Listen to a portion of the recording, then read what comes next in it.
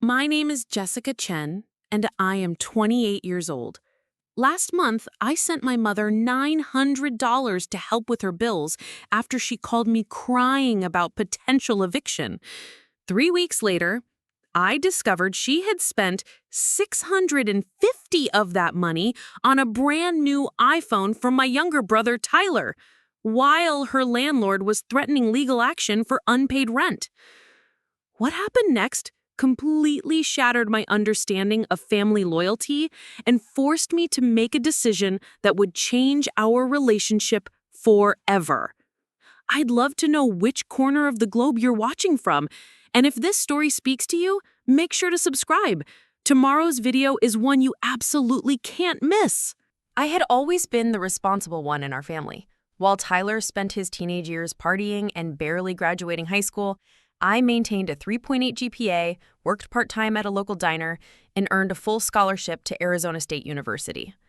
After graduating with a degree in marketing, I landed a position at a digital advertising agency in Phoenix, where I had been steadily climbing the ladder for the past 6 years. My apartment in Scottsdale was modest but comfortable, a one-bedroom place with a small patio overlooking the community pool. I had furnished it carefully over time, choosing pieces that would last rather than opting for cheap furniture that would need replacing. Every item in my home represented careful budgeting and thoughtful decision-making, habits I had developed early out of necessity. Growing up in a cramped duplex in South Phoenix, money had always been tight. My father had left when I was 12 and Tyler was 8, leaving my mother Sarah to raise us on her salary as a dental hygienist. The divorce had been messy and expensive, draining what little savings my parents had accumulated. Dad disappeared completely after the papers were signed, sending sporadic birthday cards for a few years before those stopped too. Mom had done her best to keep us afloat, but her financial management skills were questionable at the best of times. She had a tendency to spend impulsively when stressed, justifying purchases as necessary for our well-being, even when utilities were past due. I learned early to check the mailbox before she did, hiding final notices and disconnection warnings so I could figure out which bills absolutely had to be paid first. By age 14, I was secretly managing our household budget, using money from my after-school job at a neighborhood market to cover gaps in essential expenses. Tyler, meanwhile, seemed oblivious to our financial struggles, asking for new video games and expensive sneakers, with the casual assumption that money would somehow materialize to fulfill his wishes. When Tyler turned 16, he expected a car like his friends were getting. Mom had actually started looking at used vehicles, talking about payment plans she clearly could not afford. I intervened quietly, explaining the mathematical impossibility of adding a car payment to our already strained budget. The conversation had ended with Tyler sulking for weeks and Mom sighing about how unfair life was for her youngest son. College had been my escape route, a chance to build a different kind of life through academic achievement and careful planning. I chose my major strategically, researching career prospects and salary ranges before committing to marketing. During summer breaks, I worked 2 jobs, saving every possible dollar, while Tyler spent his time sleeping until noon and hanging out with friends who also seemed to have no direction or ambition. The contrast between our approaches to life became even starker after I graduated and moved to Scottsdale.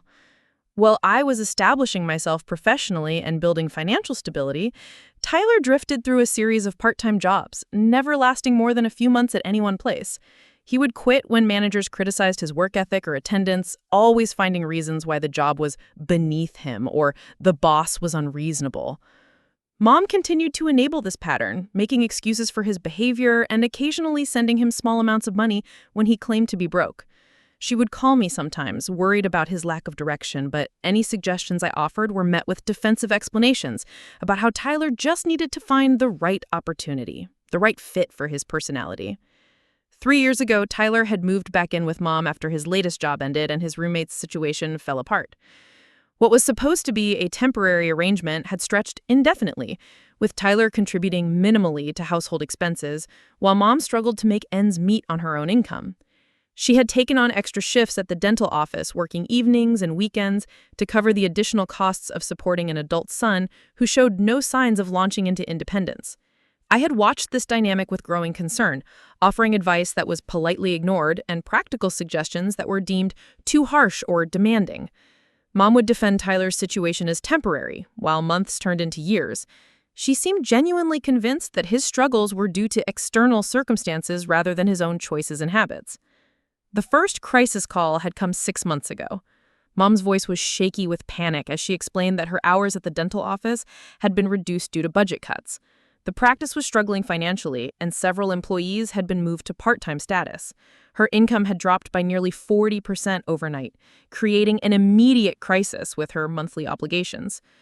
I had sent her $500 that time, money I had been saving for a vacation to Colorado that I postponed indefinitely. She had been grateful and promised it would just be temporary until her work situation stabilized. Tyler, she mentioned, was actively looking for full-time employment and would soon be contributing to household expenses again. 2 months later, another crisis call. This time her car had broken down, requiring $800 in transmission repairs that she could not afford. Without reliable transportation, she would lose her job entirely, creating an even worse situation for everyone.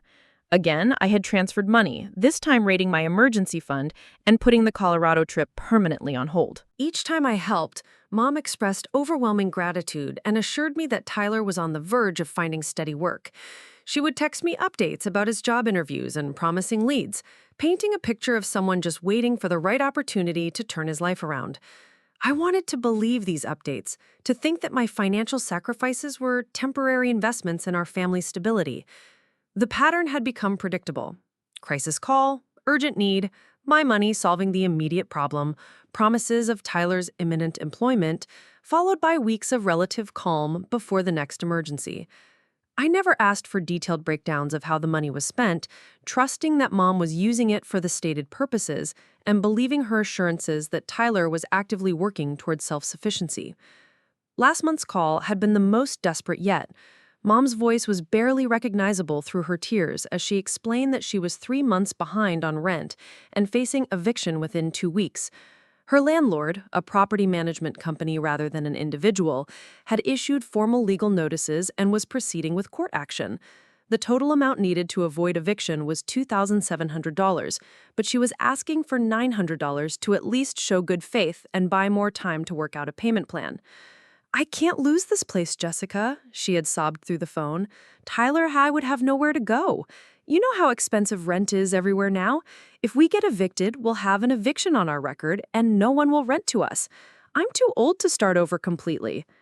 The desperation in her voice had cut through any hesitation I might have felt. This was not about wants or conveniences. This was about my mother and brother having a roof over their heads.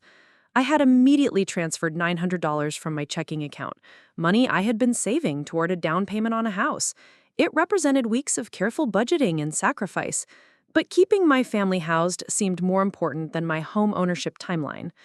"Thank you so much, honey," Mom had said after confirming the transfer. "You don't know how much this means to us.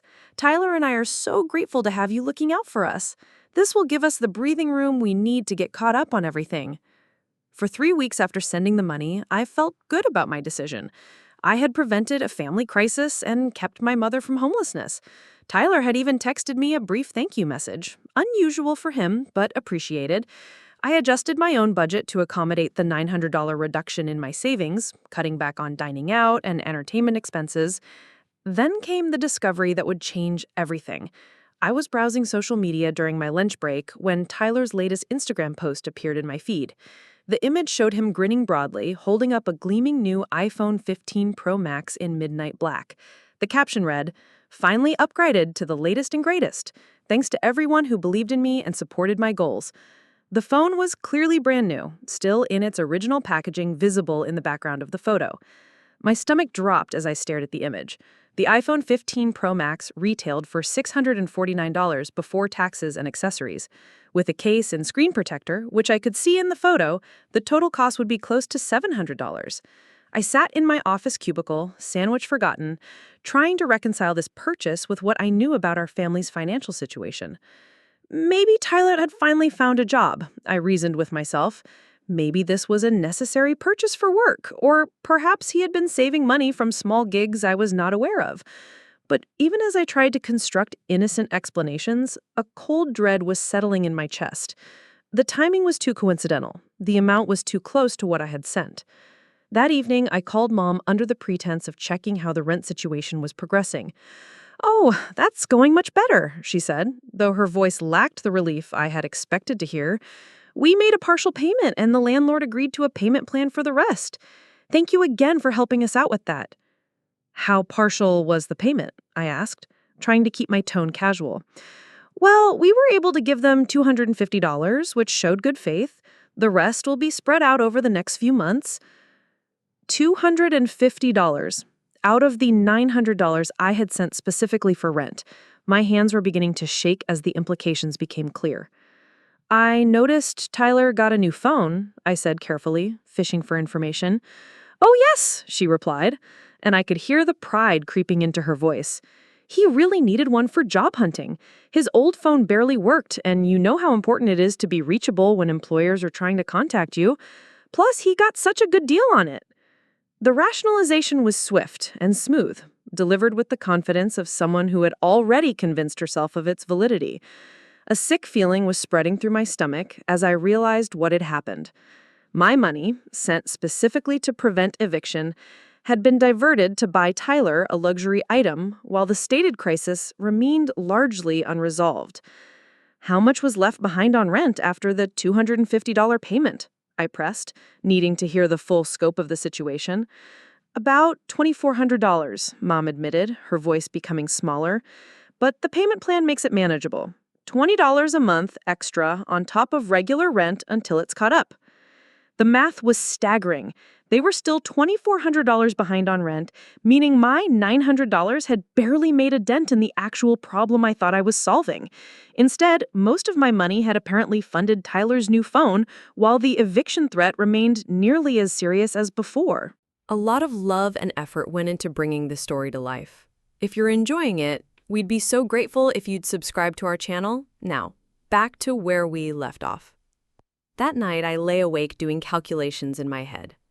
$900 sent, $250 applied to rent, at least $650 unaccounted for, and Tyler's new phone cost approximately that amount. The conclusion was unavoidable, but I needed proof before I could confront anyone about it. The next day, I drove to Mom's duplex in South Phoenix, telling her I wanted to stop by and see how she was doing. The neighborhood hadn't changed much since my childhood, still a mix of working families and retirees trying to stretch fixed incomes. Mom's unit was the left side of a faded stucco building with a small front yard dominated by desert landscaping that required little maintenance. She greeted me with genuine warmth, inviting me in for coffee and catching up. The interior of the duplex showed signs of financial strain, with furniture that had seen better days and a kitchen that needed updating. But Tyler's presence was evident throughout, his gaming equipment dominating the living room and his clothes scattered across various surfaces. He emerged from his bedroom carrying the new iPhone, scrolling through apps with the casual entitlement I remembered from our teenage years. "Hey, sis," he said without looking up from the screen. "Thanks for helping out with rent and stuff." The casual acknowledgement hit me like a physical blow. There was no shame or recognition of the sacrifice involved, just an offhand comment as if my financial help was expected rather than generous. I watched him continue scrolling, noting the expensive phone case and screen protector, the wireless earbuds tucked into his shirt pocket. While Mom busied herself in the kitchen, I took the opportunity to observe Tyler more closely. His clothes were new, name-brand items that would have cost more than someone unemployed should reasonably afford. His sneakers alone looked like they retailed for over $200. Yet here he was, living rent-free in Mom's duplex while she struggled to avoid eviction. The reality of the situation crystallized with painful clarity. My $900 sent in desperation to prevent homelessness had become discretionary income for Tyler's lifestyle upgrades while the fundamental problem remained unsolved. The betrayal felt personal and deliberate, a violation of trust that cut deeper than simple financial irresponsibility. As I sat at Mom's kitchen table, sipping coffee and making small talk about work and weather, I was already beginning to formulate questions that needed answers. How long had this pattern been going on? How many times had my financial help been redirected to Tyler's wants rather than family needs? And, most importantly, what was I going to do about it? The afternoon stretched ahead of me, ordinary and pleasant on the surface, while underneath I grappled with the knowledge that my family had been deceiving me in the most fundamental way possible.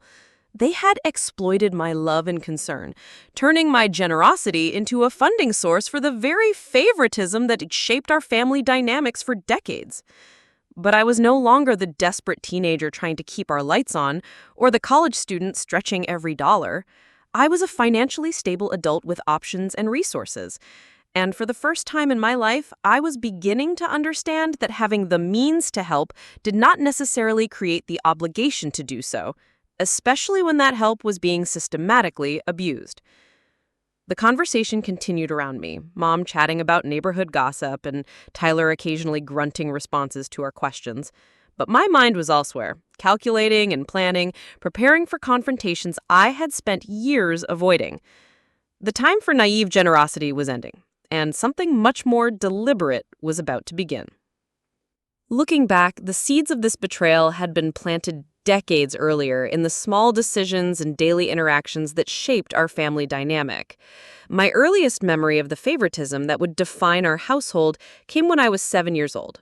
Tyler had broken Mom's favorite ceramic vase while playing indoor baseball with a foam bat. Instead of consequences, he received comfort for being upset about the accident, while I was scolded for not watching him more carefully despite being only 3 years older.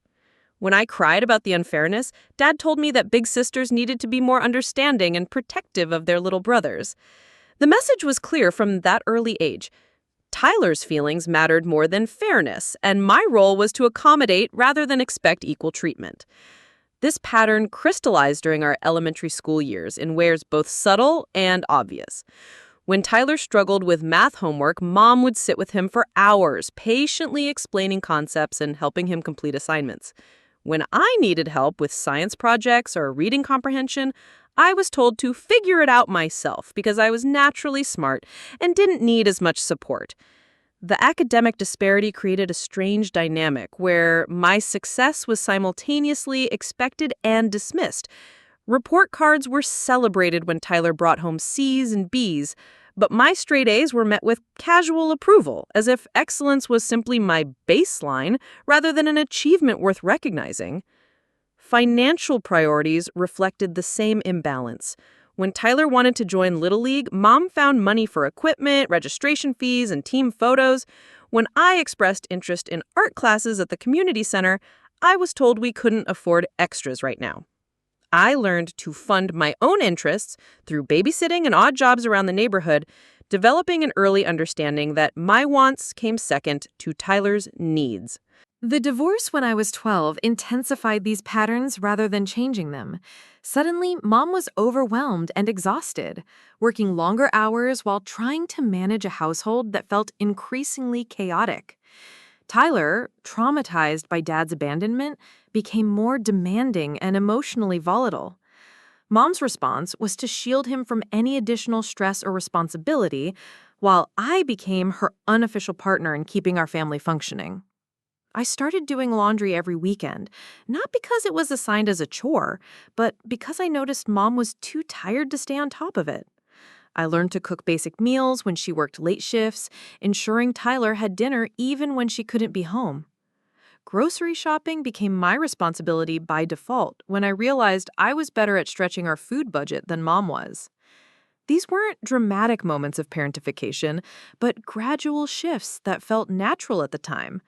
I was the responsible one, the reliable one, the one who could handle additional responsibility without complaint.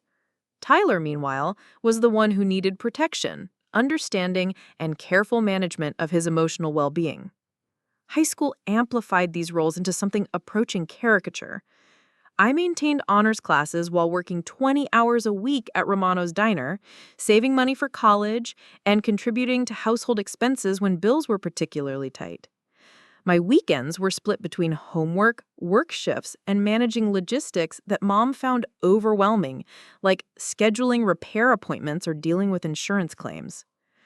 Tyler's high school experience consisted mainly of sleeping late, playing video games, and socializing with friends who shared their aversion to responsibility. When he did attend classes, his grades hovered between D's and C's, prompting regular conferences with teachers who expressed concern about his effort and attitude. Mom would attend these meetings and return home frustrated with the school's failure to understand Tyler's learning style. The most telling incident occurred during my senior year, when I was competing for a scholarship that would cover my full tuition at Arizona State. The application required extensive documentation of academic achievement, community service, and financial need. I spent weeks perfecting essays and gathering recommendation letters, knowing the scholarship was my only realistic path to college without crushing debt. The same week I was preparing my final application materials, Tyler announced he wanted to attend prom. He had asked a girl from his history class and needed money for tickets, dinner, and a tuxedo rental. The total cost would be around $400, money Mom didn't have but somehow found by picking up extra shifts and borrowing from her sister. When I mentioned that I could use help with application fees for additional scholarship opportunities, I was told that education was an investment that would pay for itself, while prom was a once-in-a-lifetime experience that Tyler deserved after his difficult year. The $400 for Tyler's prom could have covered application fees for 6 different scholarships, potentially securing thousands more in funding for my education. I won the scholarship anyway, through sheer determination and merit. But the message had been received loud and clear. My achievements were expected and self-funded, while Tyler's desires were prioritized and subsidized by family resources. College provided blessed distance from these dynamics. At Arizona State, I was surrounded by peers who shared my work ethic and ambition. I studied marketing with a focus on digital strategy, understanding that the field was growing rapidly and offered opportunities for advancement based on performance rather than politics. I took on internships every summer, building experience and professional connections, while Tyler spent his summers lounging around Mom's house. My junior year internship at Morrison Digital became a full-time offer upon graduation. The salary was modest but fair, and the company culture emphasized merit-based advancement. For the first time in my life, I was in an environment where hard work was consistently recognized and rewarded. My colleagues became friends, people who understood the satisfaction of achieving goals through sustained effort. Moving to Scottsdale represented the culmination of years of planning and sacrifice. My apartment was small, but entirely mine, furnished with items I had chosen and paid for myself. The freedom to make decisions without considering anyone else's needs or opinions was intoxicating. I could eat what I wanted, sleep when I was tired, and spend my money according to my own priorities. Yet even with this independence, I remained connected to my family's struggles. Mom would call regularly with updates about Tyler's latest job search or her own workplace challenges. I found myself sending smaller amounts of money periodically, $20 here, $50 there, to help with groceries or gas when things were particularly tight. I knew this was not sustainable in the long run, and Mom knew it too, but neither of us knew how to break the cycle of dependency and reinforcement.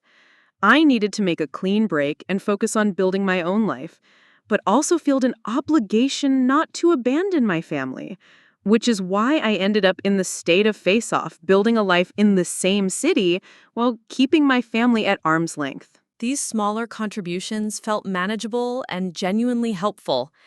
They allowed me to support my family without derailing my own financial progress. Mom would always express gratitude and promise the help was temporary, that Tyler was actively working towards stability that would reduce everyone's financial stress. The progression from small, occasional help to larger emergency bailouts had been so gradual that I hadn't recognized the pattern until now. Each crisis had felt unique and urgent, requiring immediate response rather than careful analysis. Mom's emotional appeals were sincere and desperate, making it impossible to refuse help without feeling cruel and selfish. But sitting in her living room, watching Tyler scroll through his expensive new phone while surrounded by the evidence of our ongoing financial strain, I understood that I had been systematically manipulated, not necessarily through conscious deception, but through a family system that had always prioritized Tyler's immediate wants over long-term stability or fairness. The $900 I had sent to prevent eviction had become discretionary income the moment it reached Mom's account. The rent crisis remained largely unsolved, but Tyler's desire for a new phone had been immediately satisfied. My years of responsible choices and financial sacrifice had subsidized his lifestyle of casual entitlement and perpetual adolescence. The weight of this realization settled over me as I sipped Mom's weak coffee and pretended to listen to her complaints about the property management company's inflexibility. I was no longer looking at my family through the lens of obligation and guilt that had shaped my perspective for so long. Instead, I was seeing them clearly for perhaps the first time. Two adults who had learned that my success made me a reliable source of funding for their poor decisions. The afternoon was growing late, and I would need to leave soon to avoid evening traffic back to Scottsdale. But before I left, I needed to gather more information about how deep this deception ran and how long it had been going on. The conversations ahead would be carefully calculated, designed to reveal the truth without alerting Mom and Tyler to my growing suspicions. As Tyler retreated to his room with his new phone, and Mom began preparing dinner she couldn't really afford, I prepared myself for the detective work that would uncover the full extent of their betrayal. The loving, trusting daughter who had walked into this house was about to be replaced by someone much more calculating and self-protective. Over the following week, I began investigating the true extent of the financial deception with the methodical approach I used in my marketing campaigns. I started by reviewing my bank statements from the past year, documenting every transfer I had made to Mom's account. The numbers were staggering when laid out in sequence. $500 in January for reduced work hours, $800 in March for car repairs, $300 in June for medical bills, $450 in August for emergency dental work, and finally, the $900 for rent just last month. In total, I had sent $3,050 over 11 months, averaging nearly $280 per month in emergency assistance. Yet, according to Mom, their financial situation had only worsened during this same period. Either I was funding the world's most expensive series of genuine emergencies, or my money was being systematically diverted to other purposes. I decided to test my theory through careful questioning during our regular phone conversations.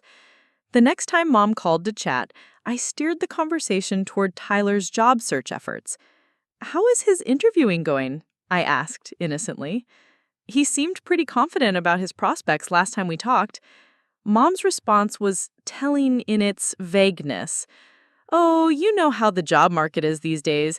He's had a few promising interviews, but nothing has worked out yet. Companies are so picky now, wanting experience for entry-level positions. It's really frustrating for young people trying to get started." "What kind of positions is he applying for?" I pressed, genuinely curious about what Tyler considered suitable employment. "Well, he's mainly looking at management trainee programs and marketing coordinator roles. He doesn't want to take just any job that would hurt his career prospects in the long run. He's being strategic about it." The absurdity of this statement was breathtaking. Tyler, who had never held a job for more than 4 months and had no relevant education or experience, was apparently too selective for entry-level positions.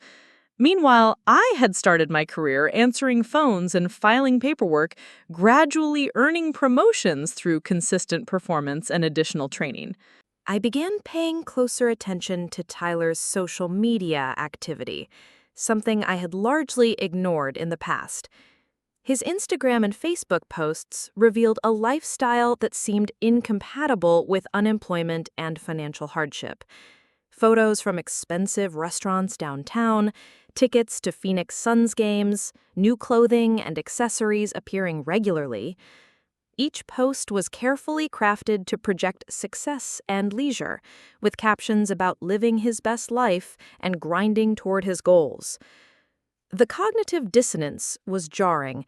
Here was someone supposedly struggling to find work and contributing to a household crisis, yet documenting experiences that required significant disposable income.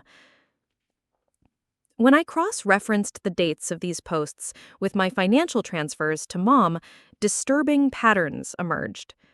2 days after I sent the $450 for dental work, in August, Tyler posted photos from a weekend trip to Sedona with friends, staying at a resort that charged $200 per night.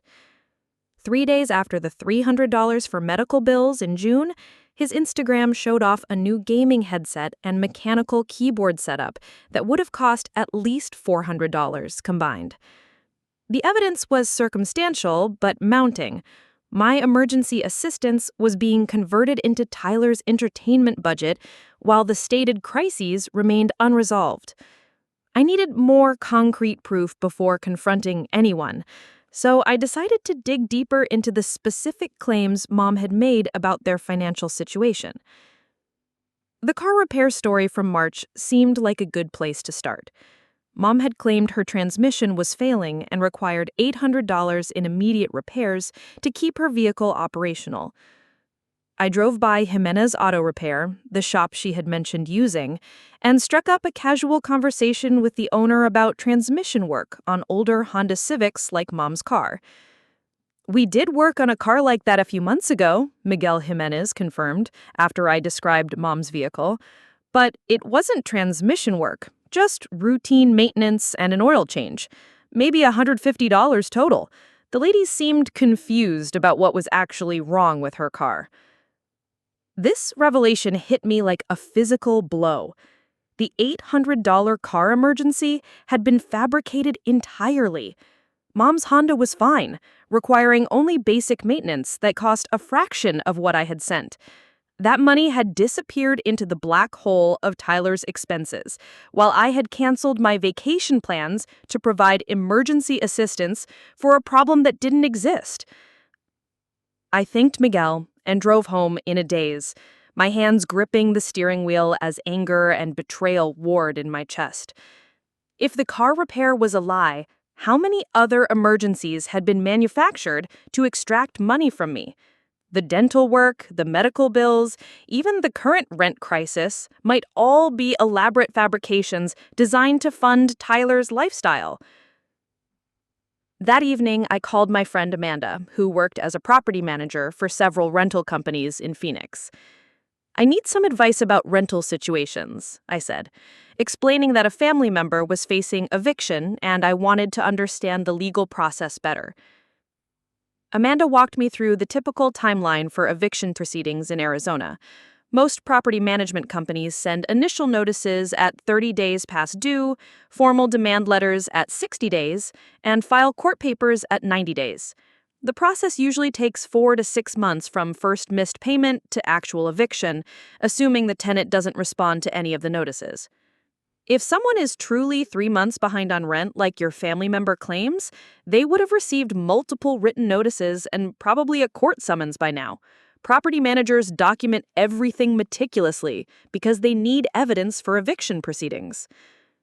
This information contradicted Mom's timeline entirely. She had claimed the eviction threat was sudden and unexpected, requiring immediate action to prevent homelessness within 2 weeks. If Amanda's information was accurate, Mom would have been receiving warnings for months before reaching true crisis status.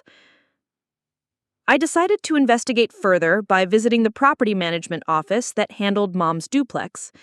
Desert Vista Properties occupied a small strip mall office in central Phoenix, with a waiting area full of maintenance request forms and rent payment reminders. I approached the receptionist and explained that I was concerned about my mother's rental situation and wanted to understand her account status. "I'm sorry, but I can't discuss account details with anyone other than the tenant," the receptionist explained politely. "Privacy regulations prevent us from sharing information even with family members." "I understand," I replied, pivoting to a different approach. Could you tell me generally what your eviction process looks like? My mother is worried about timing, and I want to help her understand what to expect. The property manager, a woman named Carol Henderson, overheard our conversation and invited me into her office. She explained their standard procedures, which matched exactly what Amanda had told me. We work with tenants who are experiencing financial hardship. Our goal is to keep good renters in place rather than go through expensive eviction processes. Has my mother reached out for a payment plan? I asked, testing whether Mom's claims about negotiations were accurate. Carol consulted her computer screen and shook her head. We haven't had any communication from that unit in over 2 months. The account is currently 67 days past due, which puts it in our second notice category, but we haven't received any response to our letters or phone calls. This revelation was devastating. Not only was Mom's timeline about eviction threats completely fabricated, but she hadn't even attempted to communicate with her landlord about payment arrangements. The $250 she claimed to have paid as good faith, it had never happened. The payment plan she described? Pure fiction. I thanked Carol and left the office with my head spinning. The rent crisis was real, but not nearly as urgent as Mom had portrayed. More importantly, none of my $900 had been applied to rent at all. The money had vanished entirely into unspecified expenses while the fundamental problem remained completely unaddressed. That weekend, I drove past Mom's duplex several times, observing details I had previously missed. Tyler's friends visited regularly, often arriving in newer cars and carrying bags from expensive restaurants. The small front yard showed signs of recent landscaping, with new decorative stones and desert plants that would have cost several $100s to install professionally. During one of these reconnaissance drives, I spotted Tyler washing a motorcycle in the driveway. The bike was a late-model Kawasaki Ninja, sleek black with chrome accents that gleamed in the afternoon sun. I parked across the street and watched him work, noting the care he took with the expensive machine and the obvious pride he felt in its appearance. A motorcycle like that would cost at least $8,000 used, more if purchased new. Tyler had no job, no income, and supposedly no savings. Yet here he was, maintaining a luxury vehicle while living rent-free in a household facing eviction. The mathematical impossibility of the situation would have been laughable if it weren't so personally devastating. I called Mom that evening, ostensibly to check on the rent situation, but actually to probe for more information about recent expenses. "How are things going with the landlord?" I asked. "Any progress on getting caught up?" "Oh, you know how these property management companies are," she sighed. "Very rigid about their timelines and not interested in working with people. We're doing our best to stay current, but it's challenging with Tyler still looking for the right opportunity." "I noticed Tyler got a motorcycle," I mentioned casually. "That's exciting for him." There was a brief pause before Mom responded. "Oh, that old thing?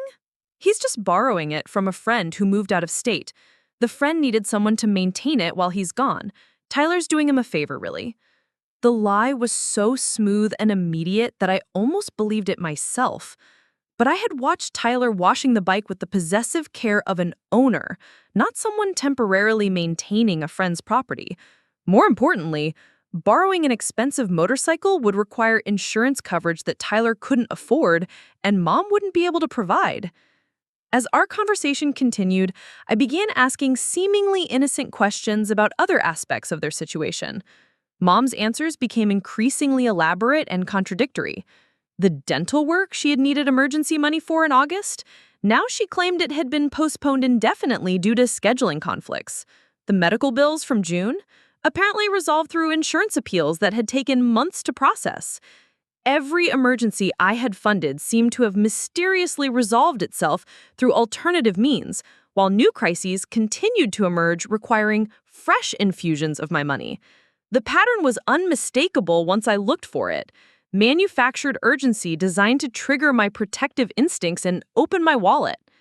The most disturbing aspect wasn't the individual lies, but the systematic nature of the deception. This wasn't opportunistic fraud, but a coordinated effort to exploit my success for Tyler's benefit.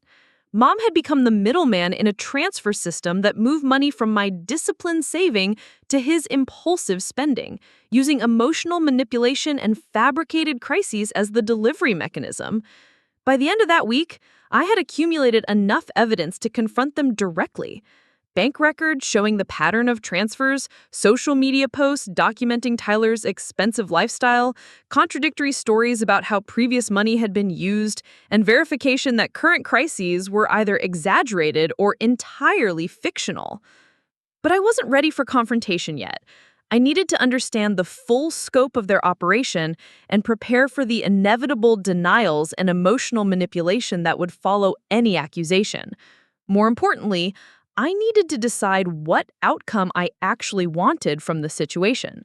Was I seeking acknowledgement of the betrayal, repayment of misused funds, a complete severing of financial ties, or something else entirely? The answer to that question would determine how I approached the confrontation and what evidence I would need to support my position. As I sat in my apartment that night, reviewing all the information I'd gathered, one thing became crystal clear. The naive generosity that had characterized my relationship with my family was ending. What would replace it remained to be determined, but it would be built on truth rather than manipulation, on respect rather than exploitation. The moment that shattered my remaining illusions came unexpectedly on a Tuesday evening in November. I had been working late on a campaign proposal for a major client when my phone rang with an unknown Phoenix number. Assuming it was work-related, I answered professionally, only to hear a voice I didn't recognize. "Is this Jessica Chen? This is Patricia Williams from Desert Vista Properties. I'm calling about the rental account for Sarah Chen at 4287 Maple Grove Drive." My blood turned cold. This was Mom's property management company, calling me directly instead of her. "Yes, this is Jessica," I confirmed, my voice barely steady. "Is everything all right?" "Well, that's what I'm trying to determine," Patricia continued. "Your mother listed you as an emergency contact on her rental application 3 years ago, and we've been unable to reach her for the past week. Her account is now 96 days past due, and we've received no response to our notices or attempts at contact." 96 days. Over 3 months behind. Not the 3 months Mom had claimed when asking for my $900. The timeline I had been given was completely fabricated. "How much is currently owed?" I asked, dreading the answer. "The total outstanding balance is $4,850, including late fees and court filing costs. We initiated eviction proceedings 2 weeks ago, but the court papers were returned as undeliverable. That's why I'm calling you as the emergency contact." My mind reeled. Mom owed nearly $5,000 in back rent, not the $2,700 she had told me. My $900 had been presented as covering 1/3 of the crisis, when in reality, it represented less than 20% of what was actually owed.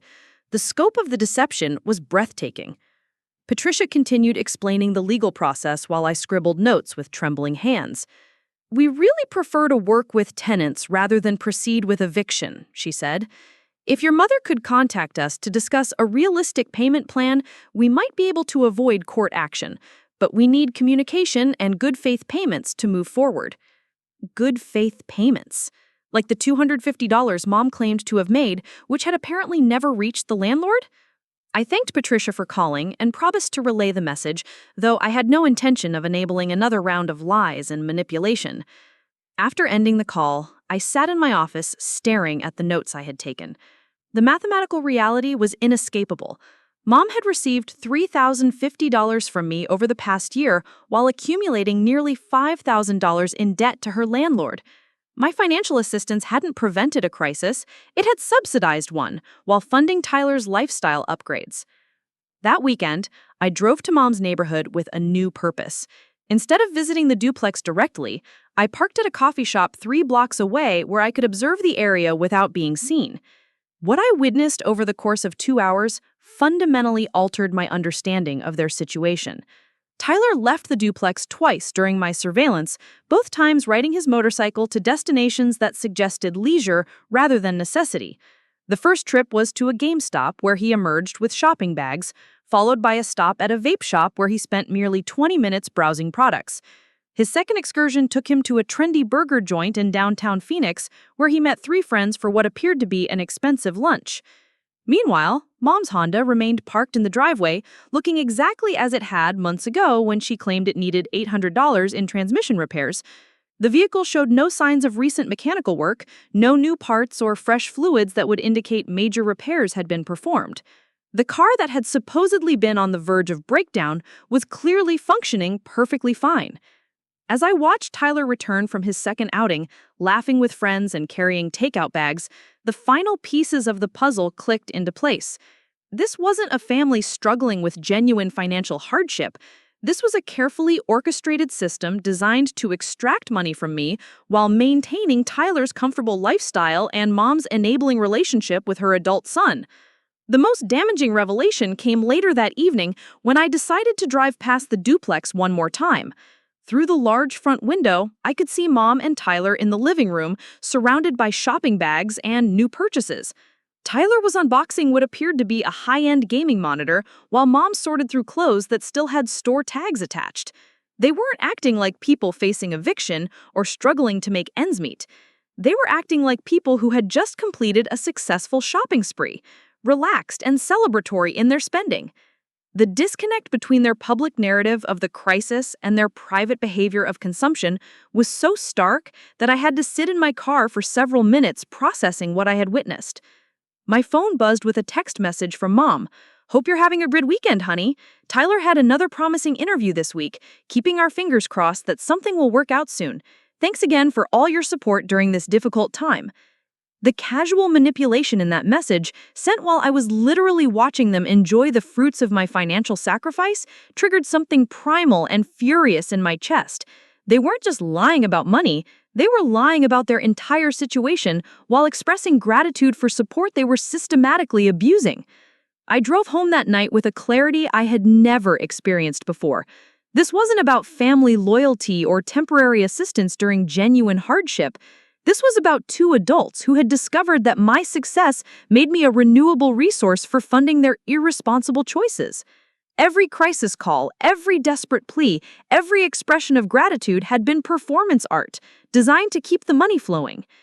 The psychological manipulation was sophisticated in its simplicity. By positioning Tyler as vulnerable and struggling, Mom triggered my protective instincts and desire to help family members in need. By framing each request as temporary and emergency-based, she avoided the appearance of ongoing dependency.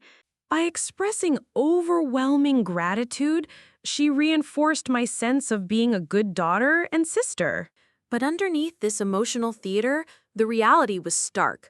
I was subsidizing a lifestyle I couldn't afford for myself, while they maintained the fiction that my sacrifice was necessary for their survival. Tyler's unemployment wasn't a temporary setback, but a chosen lifestyle funded by my work. Mom's financial crises weren't unfortunate circumstances, but engineered opportunities to transfer wealth from my disciplined saving to their impulsive spending. The betrayal cut deeper than simple financial fraud because it perverted the very concept of family support.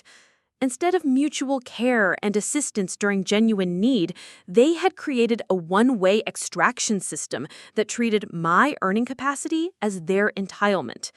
Every dollar I sent represented hours of work, careful budgeting, and delayed gratification on my part, converted instantly into discretionary purchases that improved their quality of life while maintaining their fundamental irresponsibility.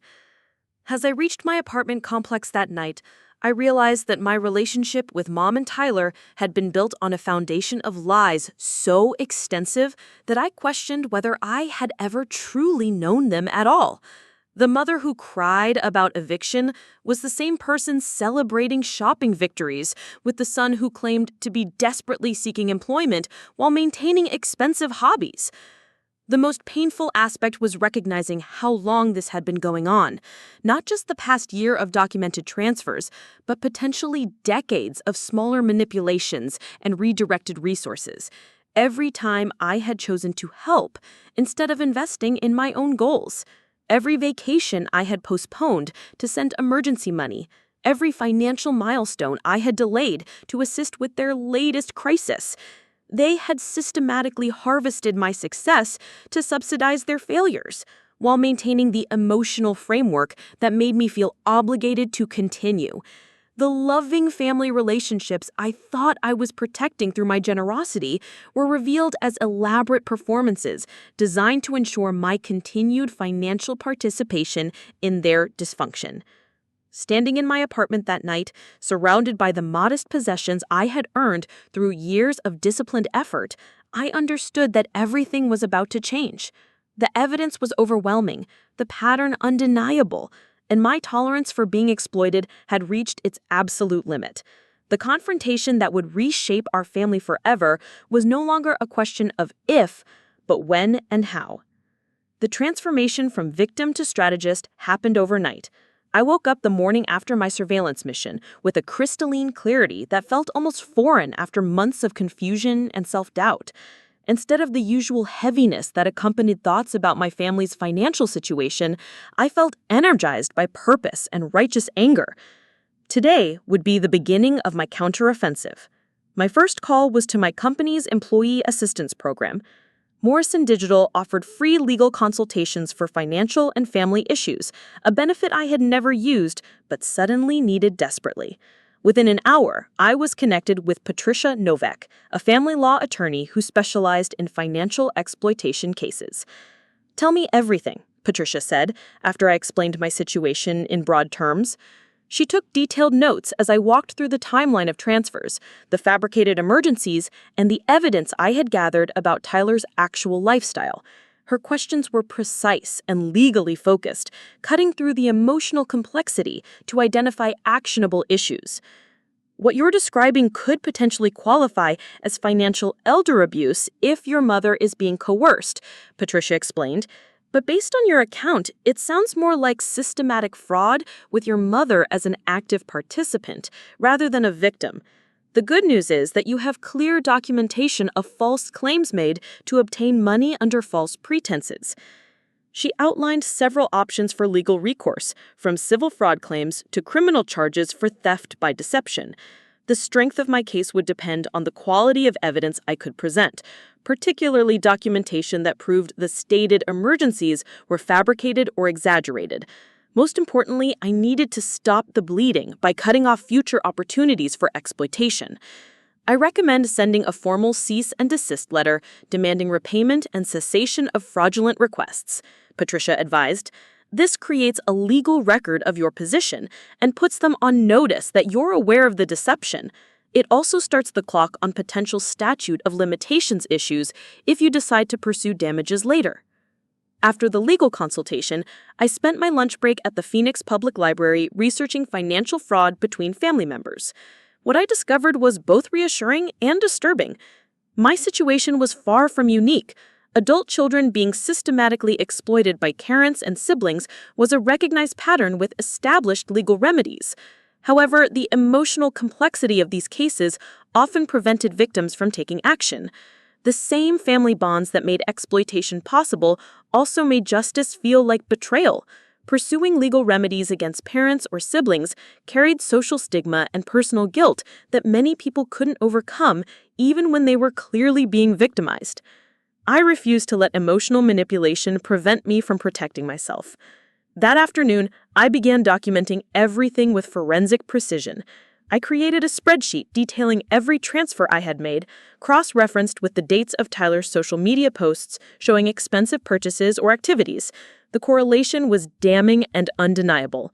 Next, I printed bank statements, screenshots of Tyler's Instagram posts, and photos I had taken during my surveillance. I organized everything in a 3-ring binder with tabbed sections for different types of evidence. If this escalated to legal action, I would be prepared with comprehensive documentation that would be difficult to dismiss or explain away. My evening was spent researching the actual cost of items I had observed Tyler purchasing or using. The gaming equipment visible in his social media posts totaled over $2,000 in the past 6 months. His clothing and accessories, based on brand names visible in photos, represented another $1,500 in recent purchases. The motorcycle, which I had researched through classified ads, was worth approximately $9,500 based on the model year and condition. The mathematical impossibility of these purchases on zero income was staggering. Even if Tyler had been secretly working and saving every penny, he couldn't have afforded a fraction of what he had acquired recently. The only logical explanation was that my emergency assistance had been systematically diverted to fund his shopping sprees. Thursday brought another revelation that crystallized my resolve. I was having lunch at a restaurant near my office when I overheard a conversation at the next table that made my blood run cold. Two women were discussing family financial issues, and one mentioned her brother-in-law's strategy for managing his unemployed adult son. "He just has his mom call the sister whenever they need money," the woman was saying. "She always comes through because she feels guilty about being successful while they're struggling. It's like having a personal ATM that runs on family obligation." Her companion laughed. "That's brilliant, actually. Family guilt is more reliable than any job. As long as the sister keeps earning good money, they never have to face real consequences for their choices." The casual cruelty of this conversation was breathtaking, but it perfectly described the dynamic I had been trapped in for months. I wasn't helping family members through temporary hardship. I was enabling a sustainable exploitation model that would continue indefinitely as long as I remained willing to participate. That evening, I called my friend Rachel, a CPA who had helped me with tax planning in previous years. "I need your professional opinion about something," I said, before explaining the situation in detail. She listened without interruption, occasionally asking clarifying questions about amounts and timelines. "Jessica, this is textbook financial abuse," Rachel said bluntly when I finished. "They've created a systematic method for transferring your wealth to themselves using manufactured crises and emotional manipulation. The fact that your mother listed you as an emergency contact with the landlord suggests this was premeditated rather than opportunistic." "What would you do in my situation?" I asked, genuinely seeking perspective from someone outside the emotional complexity of family relationships. "I would cut them off completely and demand repayment," Rachel replied without hesitation. "But I understand that's easier said than done when family's involved. At minimum, you need to stop sending money immediately and make it clear that you're aware of the deception." Her professional assessment confirmed what I already knew intellectually, but had been struggling to accept emotionally. This wasn't about helping my family through difficult times. It was about being systematically defrauded by people who were supposed to love and protect me. Friday afternoon brought the final straw that pushed me from planning to action. I received an urgent text from Mom. "Jessica, emergency situation. Tyler was in a minor car accident and needs $1,200 immediately for repairs to avoid insurance complications. Can you help us out? Time sensitive." The audacity was breathtaking. 3 days after Patricia Williams had called me about Mom's rental crisis, here was another manufactured emergency designed to extract more money. The pattern was so predictable it felt like receiving spam from scammers, except these scammers were my own family members. Instead of responding immediately, I decided to investigate this latest claim. I called the Phoenix Police Department's non-emergency line and asked about procedures for minor vehicle accidents. The helpful officer explained that insurance information was exchanged at the scene, but immediate cash payments to avoid insurance involvement were extremely unusual and potentially fraudulent. If someone is asking for immediate cash to avoid insurance complications, that's a red flag, the officer advised. Legitimate accident repairs go through proper channels with documented estimates and insurance claims. Cash demands suggest either insurance fraud or manufactured urgency to pressure payment. Armed with this information, I felt ready to spring the trap I had been carefully setting. I texted Mom back, "Of course I'll help with Tyler's emergency. Can you send me photos of the damage and the repair estimate? I want to make sure I send enough to cover everything properly." The response came quickly. The shop is closing soon and they need payment today to start work Monday. Tyler is handling the details, but photos would just slow things down. Can you just send the $1,200 now? We'll get you documentation afterward." Their refusal to provide basic verification for a significant financial request was exactly the confirmation I needed. No legitimate car repair shop would demand immediate cash payment without providing estimates or damage documentation. This latest crisis was as fabricated as all the others, designed to exploit my willingness to help during emergencies. That evening, I made a series of strategic phone calls that would lay the groundwork for my confrontation. First, I contacted Patricia Williams at Desolate Vista Properties to clarify Mom's actual rental situation and explore options for direct payment arrangements that would bypass Mom's control of the funds. Second, I called my bank to inquire about reversing or stopping electronic transfers, wanting to understand my options if Mom attempted to access my account through stored transfer information. The customer service representative walked me through security measures I could implement to prevent unauthorized access. Third, I reached out to my extended family, specifically my Aunt Linda and Uncle Robert, Mom's siblings who lived in Tucson. I needed allies who understood the family dynamic but weren't directly involved in the exploitation. Both conversations were enlightening and disturbing. "Your mother has always had problems with money management," Aunt Linda admitted when I explained my situation carefully. "Even as kids, she would spend her allowance immediately and then try to borrow from the rest of us. I wondered how she was managing with Tyler living there and not working." Uncle Robert was more direct in his assessment. "I've seen the pattern, Jessica. Tyler gets whatever he wants, while you're expected to be the responsible one who solves problems. Your mom enables him because it's easier than making him face consequences. I've wanted to say something for years, but didn't think it was my place." Their validation was important, but more crucially, they agreed to support me if the situation escalated to family-wide conflict. Having allies within the extended family would be essential when Mom inevitably tried to mobilize guilt and pressure to restore the status quo. Saturday morning, I implemented the first phase of my plan. I sent Tyler a direct message through Instagram. "Hey, I heard about your car accident. I'm happy to help with repairs, but I'll need to pay the shop directly. Can you send me their name and contact information so I can coordinate payment with them?" His response revealed everything. "What car accident? I'm confused. Did Mom tell you I was in an accident? That's weird. I haven't driven anywhere except to grab food yesterday."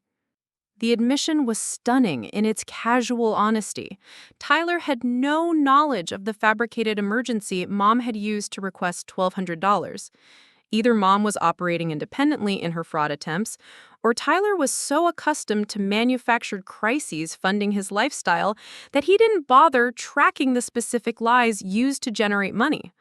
I screenshot this exchange immediately, adding it to my growing collection of evidence.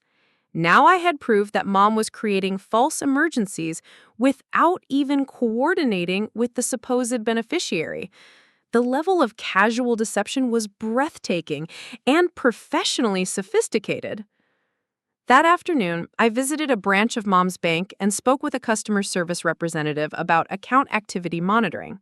While I couldn't access her account information directly, the representative explained how to identify patterns of unusual spending or transfers that might indicate financial abuse or fraud.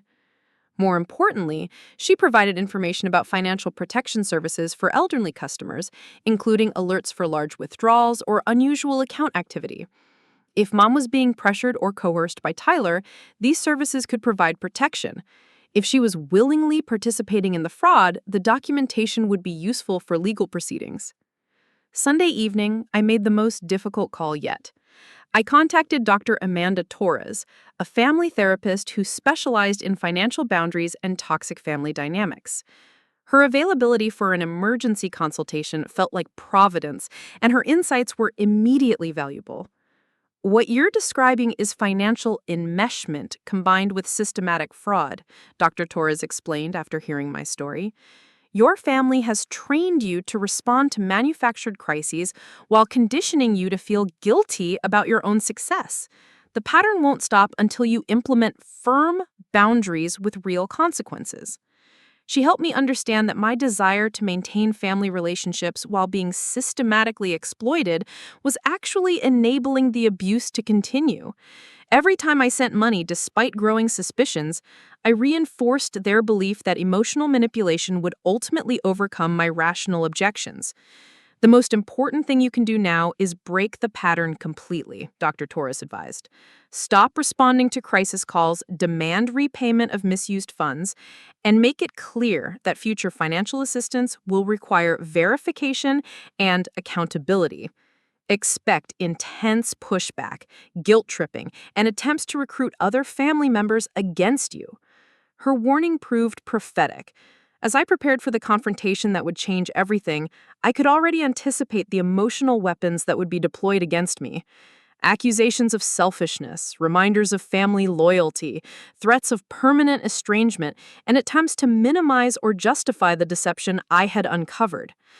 But armed with evidence, legal consultation, therapeutic guidance, and extended family support, I felt ready to face whatever manipulation tactics they would employ.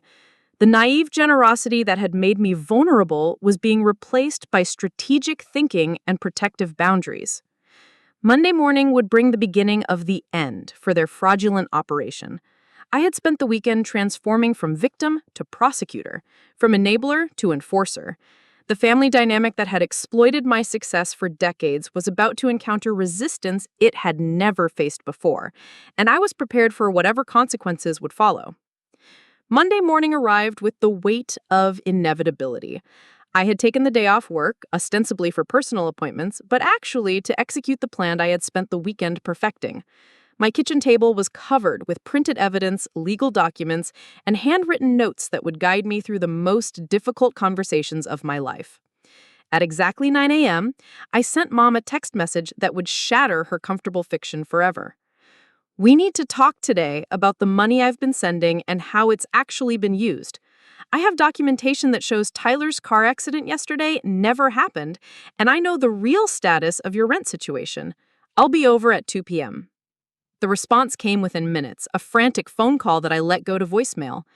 Jessica, honey, I don't understand what you mean about Tyler's accident. There must be some confusion. Please call me back so we can talk about this properly. Let's not let misunderstandings damage our relationship. Even in crisis mode, Mom's manipulation tactics were polished and immediate.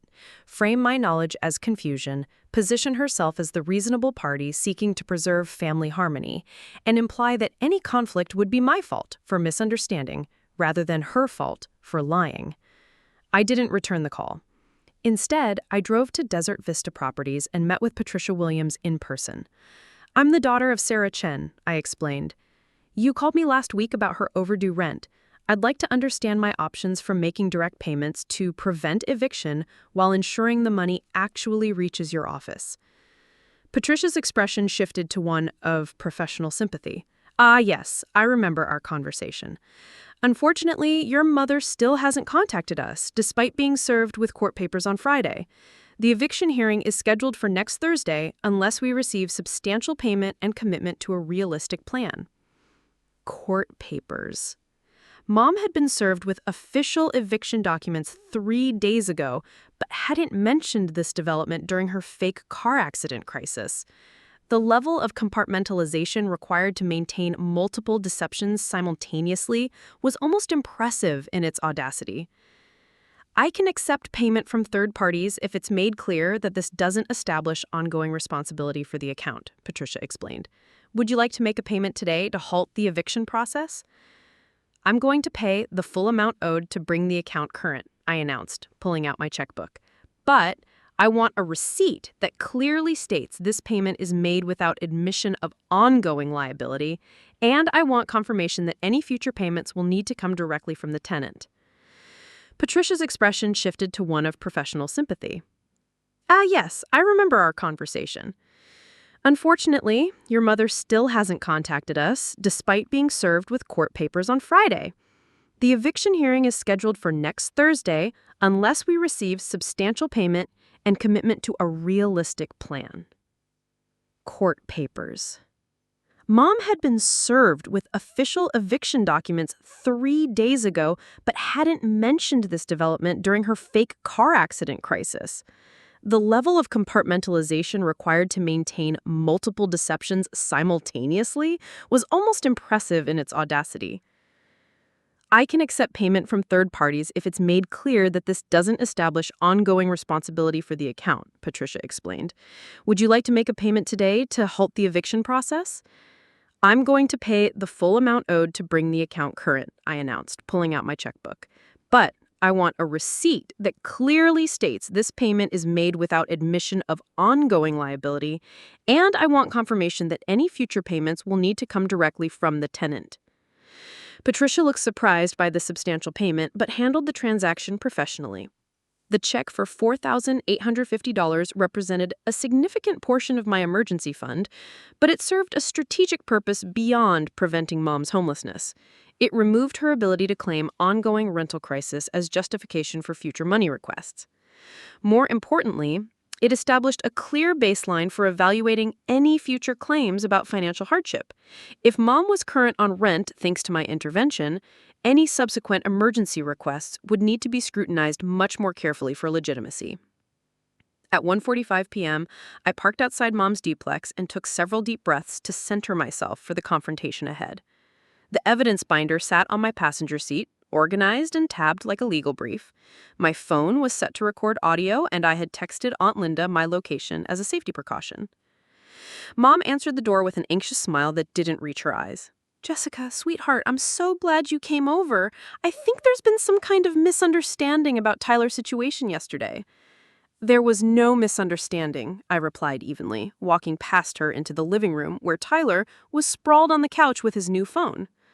"I spoke with Tyler directly yesterday, and he confirmed he wasn't in any car accident.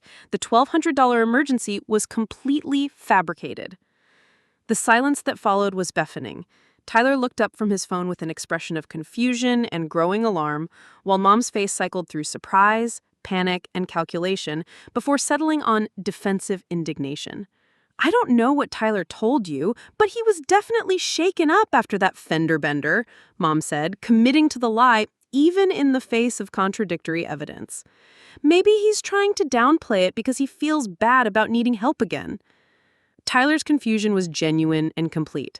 "Mom, what accident? I literally have no idea what you're talking about. I haven't driven anywhere except to get food, and I told Jessica that yesterday." The moment when Tyler realized he had been used as an unwitting prop in Mom's latest fraud attempt was almost painful to witness. His face shifted from confusion to understanding to a mixture of embarrassment and anger as he grasped that his mother had been lying in his name to extract money from me. This revelation created an unexpected alliance between Tyler and me, united in our shock at Mom's willingness to fabricate emergencies using either of us as justification. For perhaps the first time in our adult lives, we were on the same side of a family conflict. "Mom, what the hell?" Tyler demanded, sitting up straighter on the couch. "You told Jessica I was in an accident? Why would you do that?" Now Mom was facing hostile questions from both of her children simultaneously, and her composure began to crack. "I was just trying to get us some emergency money," she admitted, tears starting to form. "Things have been so tight lately, and I knew Jessica would want to help if there was a real crisis." "By fabricating a crisis that didn't exist," I pointed out, pulling out my evidence binder. "Just like you fabricated the car transmission emergency in March, and the dental work emergency in August, and exaggerated the rent situation last month." I opened the binder and began laying out printed bank statements, social media screenshots, and verification documents on the coffee table. The visual impact of organized evidence was devastating, transforming abstract accusations into concrete proof of systematic deception. Tyler leaned forward to examine the materials, his expression growing darker as he recognized his own social media posts, documenting expensive purchases that coincided with my emergency transfers to Mom. "Dude, this is crazy," he said, looking at Mom with genuine shock. "You've been using my Instagram posts to track when Jessica sends money?" Mom's defensive strategy shifted to tearful victimization. "I never meant for it to go this far," she sobbed. "I was just trying to keep us afloat and help Tyler get back on his feet. Everything I did was for this family, to keep us together and stable." "Stable?" I responded, my voice rising despite my efforts to remain calm. "Tyler has a $9,500 motorcycle and over $3,000 in new gaming equipment while you're facing eviction. That's not stability. That's systematic fraud funded by my work." The accusation of fraud triggered a nuclear response from Mom. "How dare you accuse me of fraud?" she screamed, standing up and pointing at me with shaking hands. "I'm your mother. Everything I've ever done has been for you and Tyler. If helping my son makes me a criminal in your eyes, then maybe you don't understand what family means." The emotional manipulation was textbook perfect, designed to make me feel guilty for naming the betrayal and ashamed for prioritizing facts over feelings. But months of therapy with Dr. Torres had prepared me for exactly this response. "Family means mutual respect and honesty," I replied calmly. "It doesn't mean one person working to support everyone else while being lied to about how that support is used. Tyler, how much money have you received directly from Mom over the past year?" Tyler's honesty in that moment was probably motivated more by anger at being used in Mom's schemes than by loyalty to me, but it was devastating nonetheless. "She gives me like $400 or $500 every month," he admitted, "for living expenses and stuff while I look for work." $500 monthly from Mom to Tyler? 12 months equaled $6,000, nearly double what I had sent in emergency assistance. My money wasn't supplementing their income. It was replacing Tyler's obligation to contribute while funding his luxury lifestyle. Mom's face went white as Tyler's admission destroyed her narrative about barely scraping by and needing emergency assistance for basic survival.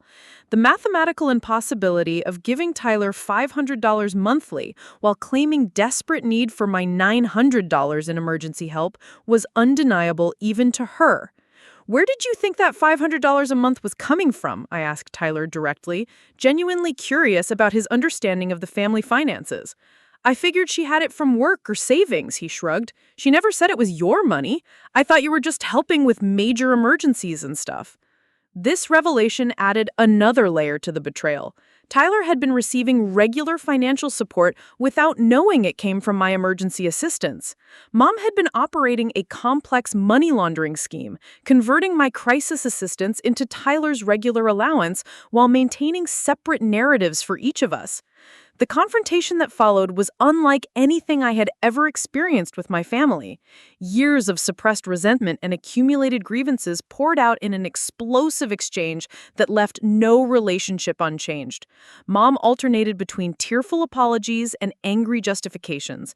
Tyler vacillated between supporting me and defending Mom, and I maintained my position with evidence and logic despite the emotional chaos surrounding me. By 6 p.m., the immediate crisis had passed, but the fundamental damage was irreversible. I had made my position clear. No more money without verification, no more crisis calls without documentation, and no more enabling of Tyler's unemployment while he maintained an expensive lifestyle. Mom would need to face her rental obligations honestly, and Tyler would need to find actual employment or face real consequences for his choices. The evening ended with me driving home alone, emotionally drained but strategically victorious. The comfortable lies that had sustained our family relationships for decades had been systematically destroyed, replaced by uncomfortable truths that would force everyone to confront reality. My phone remained silent during the drive back to Scottsdale, a stark contrast to the usual immediate flood of calls and texts that followed any family conflict. The silence felt ominous, but also liberating, suggesting that the old patterns of pursuit and reconciliation might not apply to this level of betrayal. As I pulled into my apartment complex, I realized that I had crossed a line that could never be uncrossed. The loyal daughter who had prioritized family harmony over personal justice was gone, replaced by someone willing to enforce boundaries regardless of emotional cost. Whatever came next would be built on truth rather than manipulation, respect rather than exploitation. 8 months after the confrontation that exposed everything, I stood in the kitchen of my new house, preparing breakfast while watching the Arizona sunrise through windows that belonged entirely to me. The two-bedroom home in North Phoenix had been purchased with money that would have previously disappeared into Mom and Tyler's manufactured emergencies, representing the first major life decision I had made without considering anyone else's needs or opinions.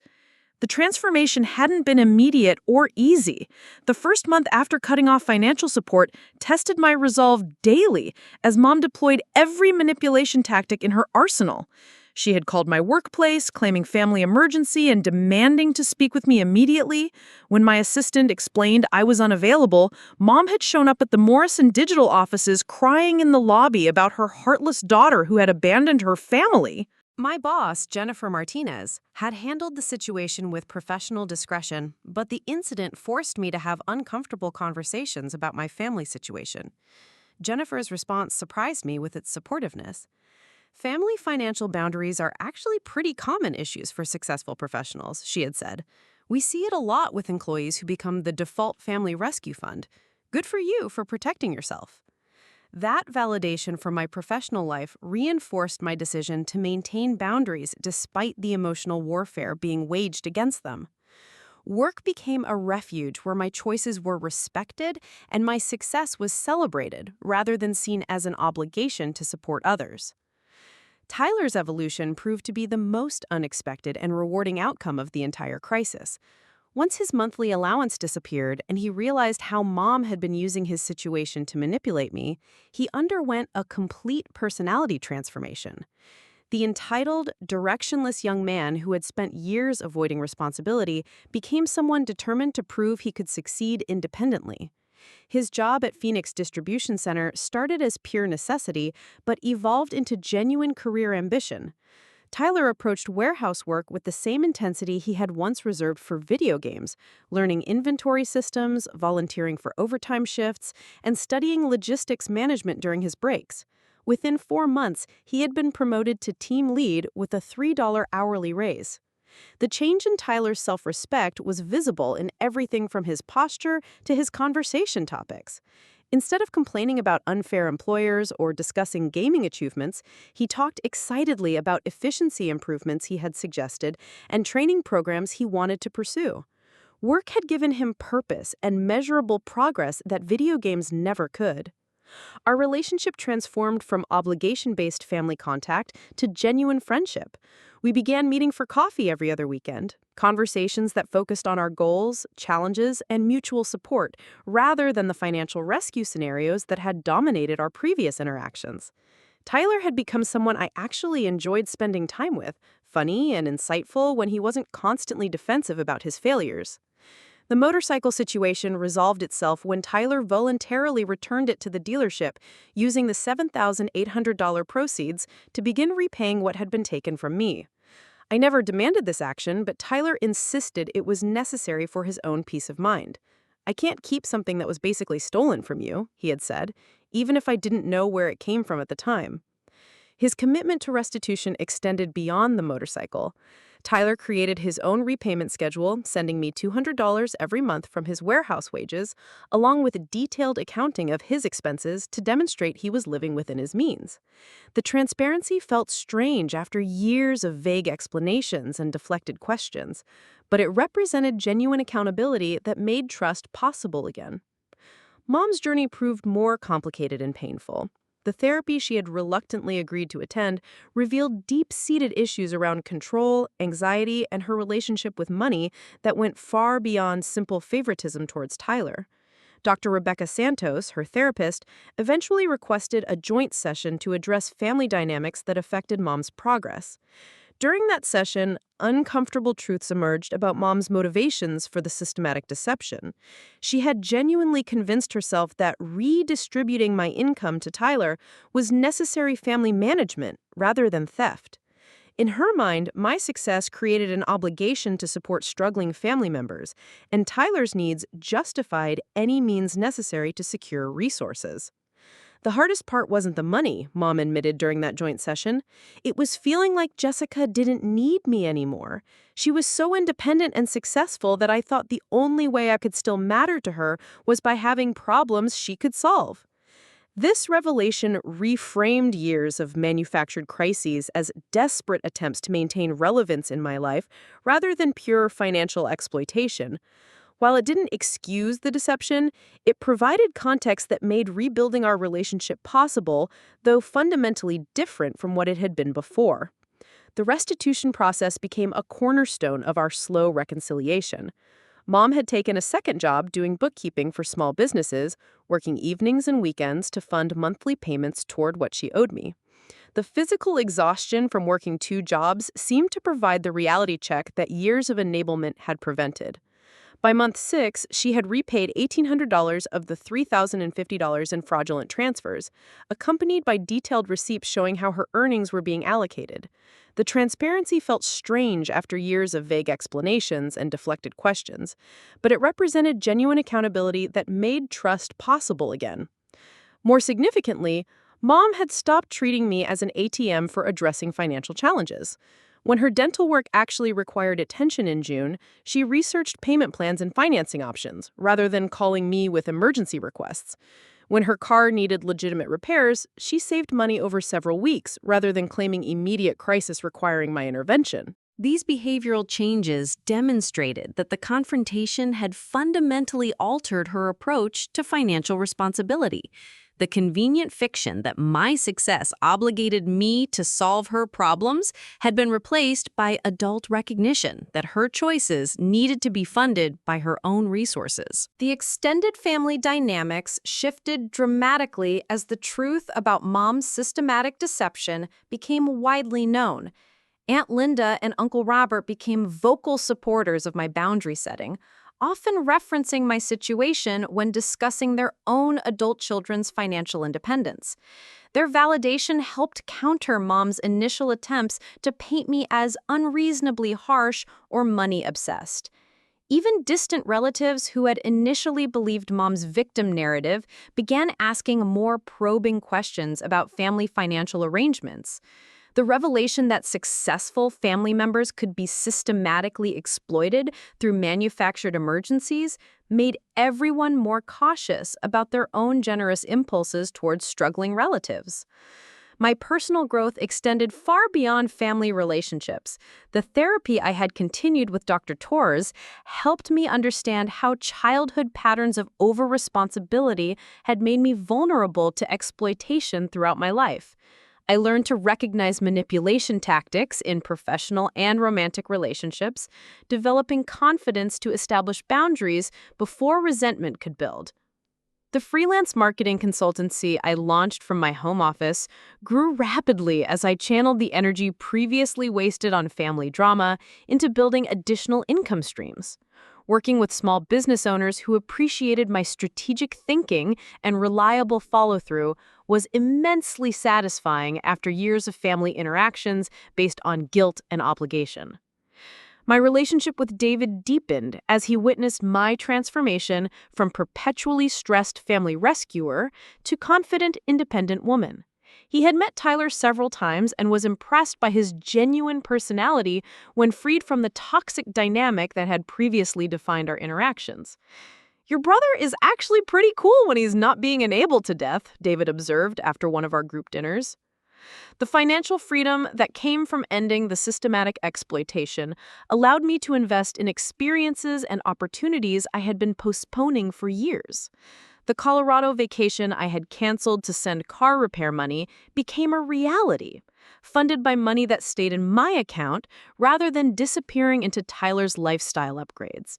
More importantly, I began saving seriously for long-term goals like home ownership and retirement, rather than maintaining large emergency funds for family crises that were often manufactured specifically to access those reserves. My financial planning became proactive rather than reactive, focused on building wealth rather than constantly redistributing it. The house purchase represented the culmination of this new approach to money management. Instead of the modest one-bedroom apartment that reflected my cautious approach to major expenses, I bought a comfortable home with space for a proper office and entertaining. The mortgage payment was easily manageable with my increased income and eliminated family obligations. Most profoundly, I learned to distinguish between genuine family loyalty and systematic enablement. Real love meant supporting people in developing independence and facing consequences, not protecting them from the results of poor choices indefinitely. Healthy family relationships required reciprocity and mutual respect, rather than one-sided sacrifice and obligation. The silence of my phone during evening hours became a source of deep satisfaction rather than anxiety. No crisis calls meant no manufactured emergencies. No desperate pleas meant no systematic exploitation. No guilt trips meant no emotional manipulation designed to override my rational objections to unreasonable requests. When family members did call now, conversations focused on sharing updates about our lives rather than solving problems or managing crises. Tyler would describe workplace achievements and dating prospects. Mom would share therapy insights and genuine life developments. And I would discuss my business growth and relationship happiness without feeling obligated to solve anyone else's challenges. Looking back, the $900 phone purchase that had triggered my investigation seemed almost trivial compared to the systematic deception it had revealed. But sometimes the smallest violations expose the largest betrayals, and the most obvious lies illuminate years of subtle manipulation that had been expertly hidden. The woman who had sent money without question, believing fabricated emergencies and enabling destructive patterns, had been replaced by someone who understood that love without boundaries becomes exploitation, and generosity without accountability becomes theft. The price of that wisdom had been the temporary loss of family relationships as I had known them, but the reward was relationships rebuilt on truth, respect, and genuine mutual care. Looking for more? We've got 2 amazing stories ready for you right on screen. If this one touched you, these are absolutely worth your time. Click to watch them now. And hey, subscribe and hit that bell to never miss our latest uploads.